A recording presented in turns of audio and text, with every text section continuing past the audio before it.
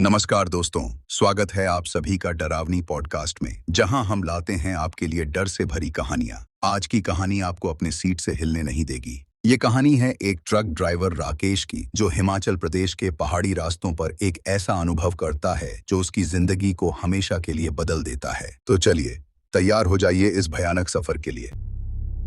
राकेश एक अनुभवी truck driver पिछले 15 सालों से सड़कों पर सफर कर रहा था। वो हमेशा अपने काम में मशगूल रहता था और कभी-कभी रात भर ट्रक चलाना उसकी आदत बन गई थी। एक रात उसे अचानक एक डिलीवरी का काम मिला। उसे एक छोटे से गांव से सामान उठाकर हिमाचल प्रदेश के एक दूर स्थित इलाके में पहुंचाना था। राकेश ने अपने ट्रक को तैयार किया और देर रात करीब 11 बजे अपनी यात्रा शुरू कर दी। वो जानता था कि पहाड़ी रास्ते खतरनाक होते हैं, लेकिन उसकी आत्मविश्वास ने उसे बेफिक्र रखा। रात के अंधेरे में ट्रक की हेडलाइट से ही रास्ता दिख रहा था। चारों ओर घना जंगल और ठंडी हवा चल रही थी। जैसे जैसे राकेश आगे बढ़ता गया, रास्ता और संकरा होता गया। घने पेड़ों के बीच से गुजरते वक्त उसे अजीब सी आवाजें सुनाई देने लगी, जैसे कोई उसके ट्रक के पीछे पीछे चल रहा हो। उसने कुछ देर तक ध्यान नहीं दिया, पर जब वो आवाजें तेज होने लगी तो उसका दिल जोर जोर से धड़कने लगा। क्या ये मेरा भ्रम है? राकेश ने खुद से कहा और ट्रक की रफ्तार बढ़ा दी।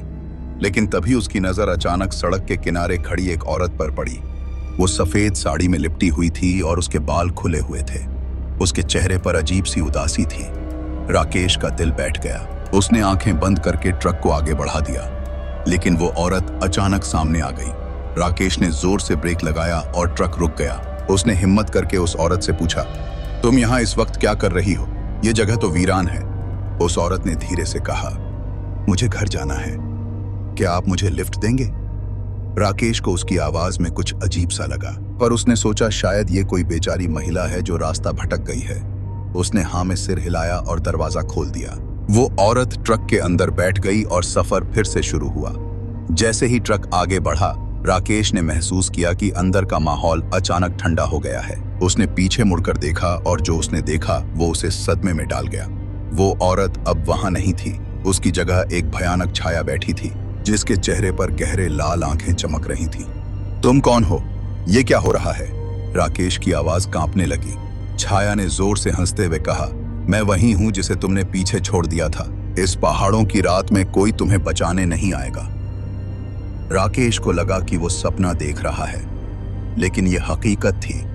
ट्रक के अंदर का तापमान गिरता जा रहा था और उसके हाथ पांव ठंडे पड़ रहे थे। उसने गियर बदलने की कोशिश की, लेकिन उसका हाथ जम गया था। तभी ट्रक की लाइट्स छपकने लगी और ट्रक अचानक रुक गया और चारों तरफ अंधेरा हो चुका था। तुम कौन हो? ये क्या हो रहा है?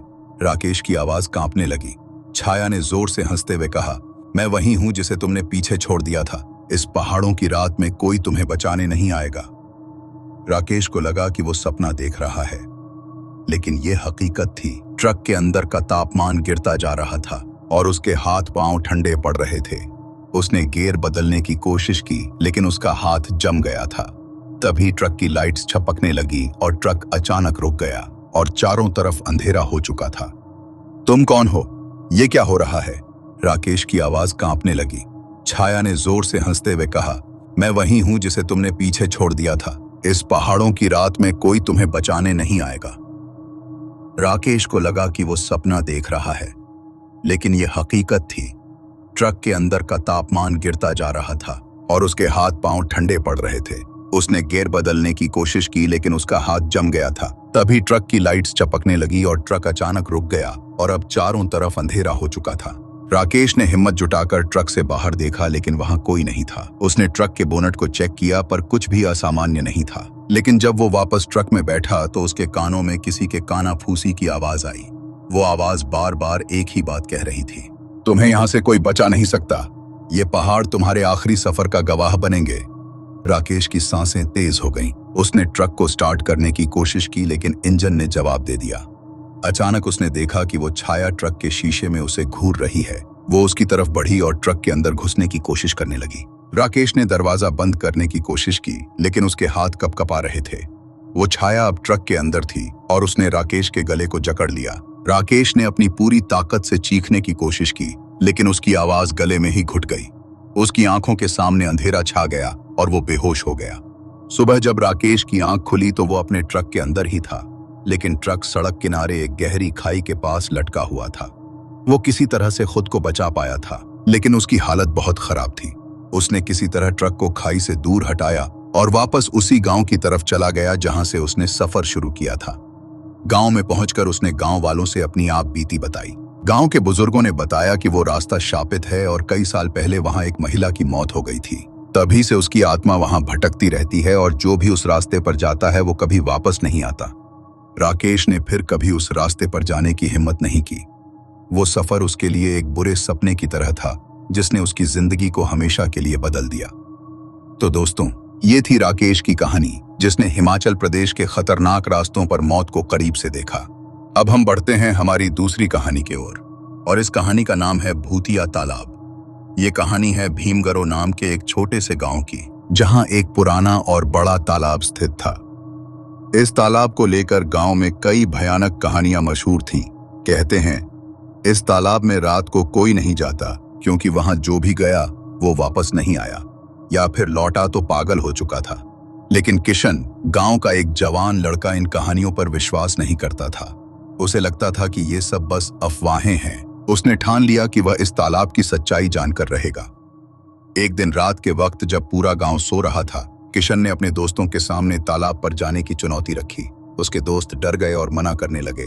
रात के अंधेरे में जब चारों ओर सन्नाटा था, किशन अकेले तालाब की ओर चल पड़ा। रास्ते में उसकी टॉर्च की रोशनी कभी कभी मद्धम हो जाती थी, जैसे कुछ उसे रोकने की कोशिश कर रहा हो, लेकिन उसने परवाह नहीं की और आगे बढ़ता गया। तालाब के पास पहुंचकर उसने देखा कि पानी में हलचल थी, जैसे कोई उसके अंदर तैर रहा हो। उसने चारों ओर नजर दौड़ाई, लेकिन कोई नहीं था। यहाँ कौन हो सकता है इस वक्त? उसने खुद से पूछा। किशन ने हिम्मत जुटाई और तालाब के किनारे पर बैठकर पत्थर पानी में फेंका। अचानक पानी से एक जोर की चीख निकल पड़ी। तू यहाँ क्यों आया है? भाग जा, नहीं तो तेरा भी वही हाल होगा जो मेरे साथ हुआ था। किशन का दिल धड़क उठा। उसकी टॉर्च गिर गई और बुझ गई। वह अंधेरे में तालाब की ओर देखता रहा। तभी पानी से एक महिला का चेहरा उभरने लगा। उसका चेहरा सड़ा गला था, आंखें सफेद और खाली और बाल पानी में बिखरे हुए थे। उसने किशन की ओर अपनी हड्डी जैसी पतली उंगलियां बढ़ाई और कहा, मुझे भी इनके साथ खींच लिया था, अब तेरी बारी है। किशन ने चीखने की कोशिश की, लेकिन उसकी आवाज गले में अटक गई। उसने भागने की भी कोशिश की, लेकिन उसके पैर जैसे जमीन में धंस गए थे। तभी वह महिला पानी से बाहर निकली और उसकी ओर बढ़ने लगी। उसकी चाल धीमी थी, लेकिन उसकी आंखों में एक अजीब सा खिंचाव था, जो किशन को मजबूर कर रहा था कि वह वहीं खड़ा रहे। तू भी अब यहीं रहेगा, हमेशा के लिए। महिला की आवाज में इतनी नफरत थी कि किशन की सांसें थमने लगी। उसने खुद को खींचते हुए वहां से भागने की कोशिश की, लेकिन वह गिर पड़ा। जैसे ही उसने खुद को संभाला, महिला उसके बिल्कुल सामने आ चुकी थी। उसकी घिनौनी मुस्कान और खाली आंखें किशन के दिल को चीर रही थी। कोई भी इस तालाब से जिंदा नहीं जाता। महिला चीखी और जोर से हंसी। उसके हंसते ही पूरा तालाब उफान मारने लगा, जैसे उसमें कुछ भयानक जाग उठा हो। किशन ने आखिरी बार भागने की कोशिश की, लेकिन उसकी टांगें जैसे पत्थर बन चुकी थीं। महिला ने उसे अपनी बाहों में जकड़ लिया और उसे तालाब में खींचने लगी। किशन की आंखों में डर, दर्द और पछतावा सब झलक रहा था। वह समझ चुका था कि उसने कितनी बड़ी गलती कर दी है। अगली सुबह गांव के लोग तालाब के पास आए तो उन्होंने देखा कि किशन का जूता पानी के किनारे पड़ा था, लेकिन किशन का कोई नामो निशान नहीं था। अब गांव में कोई भी उस तालाब के पास नहीं जाता।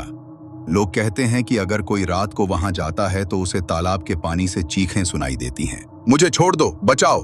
लेकिन किसी की भी हिम्मत नहीं होती कि वह मदद के लिए आगे बढ़े।